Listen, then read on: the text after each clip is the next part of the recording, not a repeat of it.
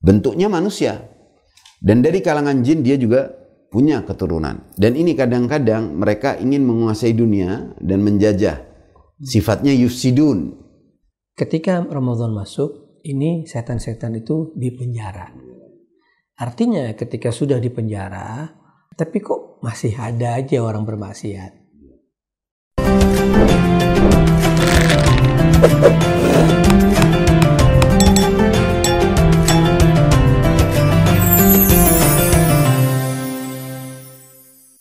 Bismillahirrahmanirrahim. Assalamualaikum warahmatullahi wabarakatuh. Pemirsa Dana Mustadhafin, Ramadan ini adalah saat di mana kita melakukan amal ibadah. Nah, banyak yang sering kita dengar bahwa setan ketika memasuki bulan suci Ramadan ini dipenjara. Tapi kita juga lihat kemaksiatan, kejahatan itu masih ada. Nah, bagaimana antara setan yang dipenjara dan kemaksiatan, kejahatan yang masih ada? Ya, kita akan sama-sama membahas tentang tema ini dengan salah seorang penulis buku yang bestseller, Perjumpaan dengan Iblis. Ya, telah hadir bersama saya Habib Syahdu. Assalamualaikum. Waalaikumsalam warahmatullahi wabarakatuh. Ini tentang berbicara tentang iblis, setan. Nah, orang sering rancu. Apa itu iblis, apa itu setan, terus bedanya apa, Bib?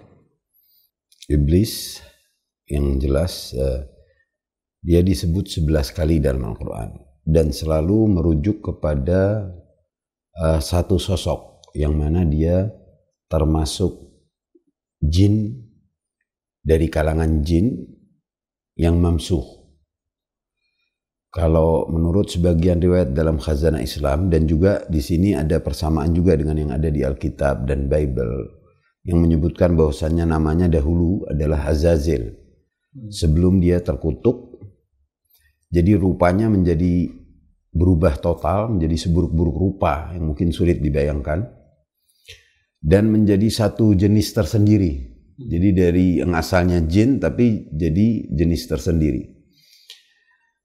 Dan kemudian setelah dia durhaka atas perintah Allah, dia disebut iblis dengan makna ablasa min rahmatillah, jadi yang terhalangi dari rahmat Allah. Digunakan kata yublisul mujrimun dalam Al-Quran juga di akhir masa orang-orang yang jahat itu tertutupi akhirnya dari rahmat dan kasih sayang Allah. Nah, iblis ini adalah jelas satu sosok yang mana dia dahulu kala bekerja sama dengan para malaikat dan termasuk yang paling tahu seluk-beluk bumi, dan bahkan dia memimpin kelompok malaikat untuk membasmi jin-jin yang jahat dan nisnas, istilahnya seperti manusia purba sebelum pra Adam. Dengan keberhasilannya yang luar biasa, dia termasuk sangat ditokohkan bahkan di kalangan malaikat. Tapi malaikat tidak mengetahui dia ini bukan dari golongan yang tercipta dari cahaya. Terbukti ketika dia menolak perintah Allah, durhaka untuk tidak mau sujud kepada Adam karena protes kok jadi manusia yang malah dijadiin pemimpin. Nah, semenjak itu dia disebut iblis. Jadi dia adalah satu sosok tidak punya pasangan. Adapun syaitan atau setan itu banyak pendapat, tapi kalau kita menelaah lebih jauh, kita lebih cocok dan sepakat dengan ulama yang menyatakan bahwasanya syaitan itu kata sifat. Karena ketika kita kaji Al-Quran, sangat jelas dalam Al-Quran bahwasanya syaitan atau syayatin dengan segala variannya yang disebut 88 kali dalam Al-Quran, begitupun malaikat juga disebut 88 kali. Nah, itu adalah kata sifat yang berasal dari kata syaitana, yakni sosok makhluk yang jahat, berlaku jahat. Dan pelakunya tentu disebut syaitan, jadi setan. Jadi dia adalah hanya kata sifat, tidak seperti iblis yang kembalinya kepada zat dan sosok. Setan sifat. Nah, jenisnya, zatnya kembali hanya ke dua rumpun makhluk. Kalau bukan jin dari manusia. Jadi setan itu adalah julukan untuk jin yang jahat atau manusia yang jahat. Dan ini sangat jelas dalam Al-Quran dan saksinya ada di beberapa ayat. Dalam surat An-Nas jelas, Bismillahirrahmanirrahim, minal jinnati wan nas, yang alladzi yuwaswisu fi sudurin nas minal jinnati wan nas, yang istilahnya memuaswaskan, membisik-bisikkan ke dalam dada manusia dari kalangan jin dan manusia. Di surat Anbiya lebih jelas lagi disebut, wa ja'alna likulli nabiyyin aduwan syayatinul insi wal jin, dan untuk setiap nabi itu ada musuh yang mana dari setan-setan dari kalangan manusia dan jin. Yuhi ba'dhum ba'dha zukhrufal qawli ghurura, dalam surat Anbiya jelas disebut bahwasanya syaitan itu rumpunya kalau bukan manusia ya jin. Kemudian di surat Ar-Rahman juga, ya ma'syaral jinni wal insi in istata'tum, dan seterusnya, itu menunjukkan bahwasanya ini adalah syaitan dari kalangan jin dan manusia yang kadang mereka bersekutu. Di surat Al-Kahfi disebutkan oleh Allah dzurriyyah iblis. Jadi ternyata iblis punya keturunan. Nah, ini yang jarang dikaji nih, keturunannya iblis. Dan ini yang sebenarnya juga disebut setan, atau kalau dalam buku saya sebut setan by nature. Jadi iblis itu karena tidak punya pasangan, tapi dia mampu menyerupai, berubah rupa, dan kumpul dengan wanita yang jahat, yang tidak beriman, hatinya penuh penyakit, aksesnya terbuka. Apalagi bahkan pada orang yang melakukan hubungan intim tanpa nikah. Ketika itu tanpa nikah, dia punya akses melalui si laki untuk menaruh benihnya ke si perempuan yang jahat tersebut, sehingga dia menjadi ada gennya di sana. Karenanya di antara hikmah akad, walau kelihatannya sekedar ijab dan kabul, tapi disaksikan di langit, itu menjadi perisai bagi manusia itu dan si pasangan itu. Nah, lain lagi dengan golongan jin, dia juga, dan bahkan ada riwayat-riwayat hadis yang menjelaskan itu. Jadi dari masa Qabil ada keturunan Habil yang dia kawini dan kemudian menjadi keturunan dan menjadi musuh para nabi.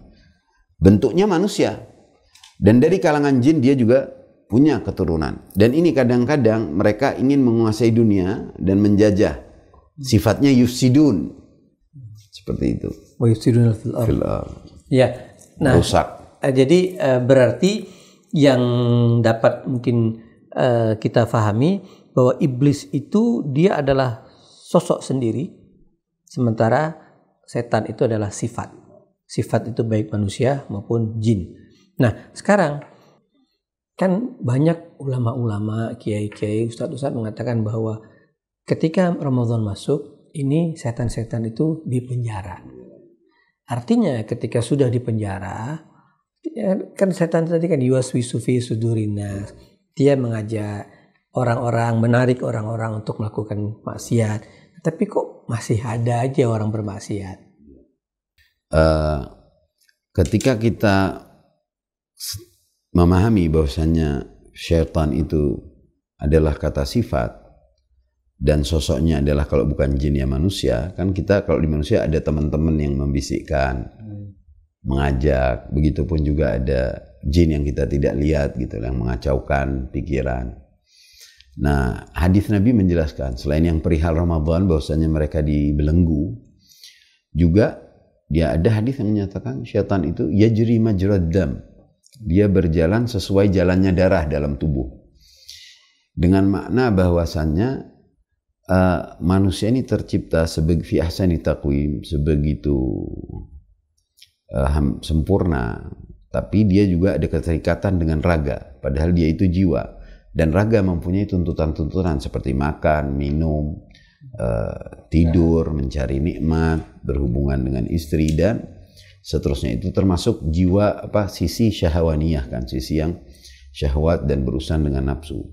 Syariat membatasi hal itu dan mengajak manusia untuk mengkontrol, karena hidupnya bukan untuk itu saja gitu.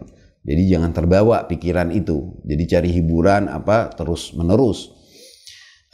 Dilatih dalam 1 bulan ini selain untuk membersihkan raga, dan juga untuk melatih si jiwa itu supaya jiwa yang menjadi pemimpin, bukan lagi, kan kita kalau hari biasa selain Ramadan bukan puasa yang wajib, mau makan lapar langsung nyari makanan, pesen ke restoran, masak, proses segala untuk memenuhi kebutuhan itu. Nah, di bulan Ramadan ini dikhususkan Allah ingin manusia kaum beriman berlatih diri untuk menjadikan jiwa yang mengontrol, memimpin. Wahai raga, di bulan ini aku yang mau jadi pemimpin. Kamu boleh minta, tapi aku ada waktu, aku mau nahan. Disitulah setan terbelenggu. Karena majrad dam itu yang dia mengalir, yang menginginkan, itu dia terpenjara sebenarnya. Jadi segala kebutuhan-kebutuhan itu dengan niat puasa, makanya juga diwajibkan kan niatnya sama ulama itu harus dari awal. Dari malamnya udah diniatkan supaya jiwa itu siap.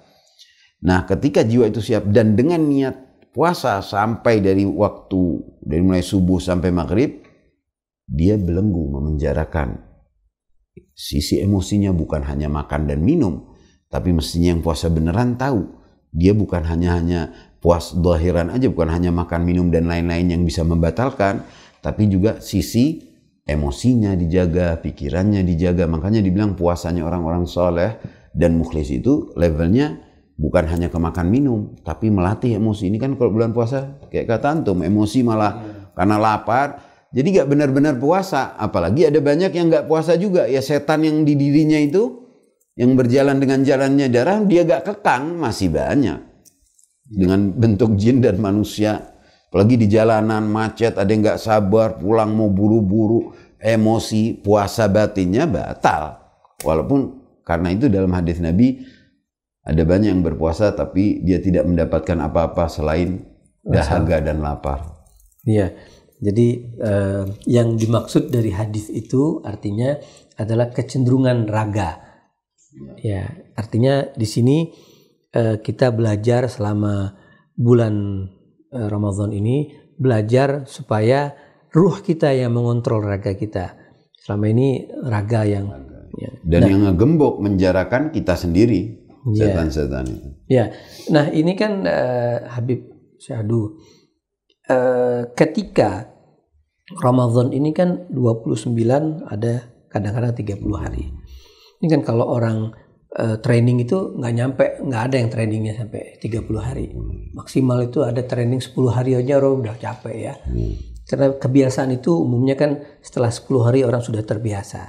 Nah ini 30 hari Allah atau 29 hari Allah mengajarkan kita untuk belajar, ini membelenggu, training, untuk membelenggu setan-setan dalam diri kita.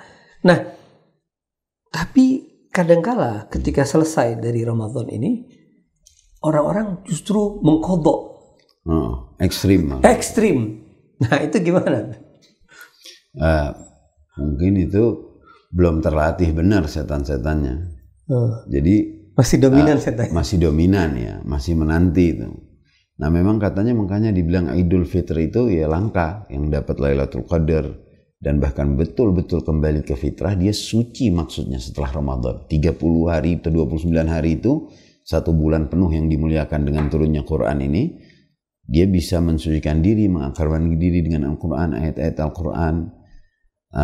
Ketika itu tidak sampai naik level dan tidak kembali ke fitrah, jadinya seperti itu. Memang dibilang minim sekali yang bisa. Kita aja malu kalau mengukur diri kita kadang. Bahwasanya sampai benar kembali, suci kembali mestinya, dan memulai dengan istilahnya karakter baru, niat baru. Banyak diantara kita puasa ya karena kewajiban, karena sekitarnya juga puasa, karena mau, ya alhamdulillah mau mendekatkan diri kepada Allah, tapi sisi ininya kurang ditekatkan bahwasanya ingin setelah Ramadan kembali ke fitrah dan jiwa ngontrol beneran. Susah memang. Ada yang menganalogikan ketika kita ini dalam berkunjung ke kebun binatang, masuk ke kandang harimau, ada 2 bentuk. Ada harimau yang lapar, ada harimau yang kenyang. Ketika harimau yang kenyang, kita aman. Kita cuma dilihat aja sama harimau. Senyumin aja. Senyum gitu aja. Tapi kalau dia harimau itu lapar, ya jangan macem-macem. Ya, nah ini ada yang menganalogikan. Nah, jadi kita menjadikan Ramadan ini seperti kita lapar dalam meraih rahmatnya Allah. Jadi jangan kita kenyangkan diri kita, karena kita tidak mungkin bisa kenyang. Nah, jadi mungkin kita kenyangkan dengan pengaruhnya setan. Jadi kita sudah nggak berharap lagi dengan setan. dan juga mengenyangkan jiwa, melaparkan raga, jiwanya jadi kenyang besar. Iya. Juga kalau mau infaknya lebih ikhlas. Iya. Kesempatan, jangan terpengaruh setan-setan nanti aja misalkan.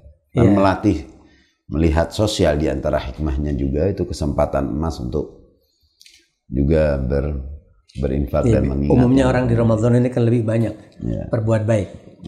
Terima kasih. Jangan lupakan dana mustadafin. Dengan sebegitu terorganisir, saya lihat banyak sekali program-program yang betul-betul memberdayakan masyarakat. Ini adalah hal yang luar biasa dan saya senang sekali telah diundang kemari. Allah ibarik fikum, dan insyaallah bisa andil walaupun sedikit lah. Insyaallah pemirsa juga yang melihat bisa tergerakkan hatinya juga untuk lebih memberikan infak yang berupa sedekah jariyah yang manfaat sosial ya. Tadi kalau bicara dengan ikhwan, sebagian kawan-kawan tadi banyak sekali yang program-program yang sifatnya itu benar-benar memberdayakan masyarakat sosial dan itu sangat luar biasa. Masya Allah, Allah ibarik fikum jami'an. Amin. Ini termasuk bentuk melawan setan, Beb. Iya. Ya, terima kasih Habib Syahdu. Pemirsa Dana Mustadafin, kita sudah sama-sama menyimak bagaimana bedanya antara iblis dan setan. Nah, di mana posisi kita? Apakah kita ingin masuk dalam pasukan setan atau kita masuk kepada pasukan yang dirahmati oleh Allah Subhanahu wa taala? Oleh karena itu, Ramadan mengajarkan kita untuk kita membebaskan diri kita dari belenggu setan. Mudah-mudahan Ramadan kali ini kita bisa menguasai raga kita sekaligus jiwa kita untuk lebih mendekatkan diri kepada Allah Subhanahu wa taala. Terima kasih. Assalamualaikum warahmatullahi wabarakatuh.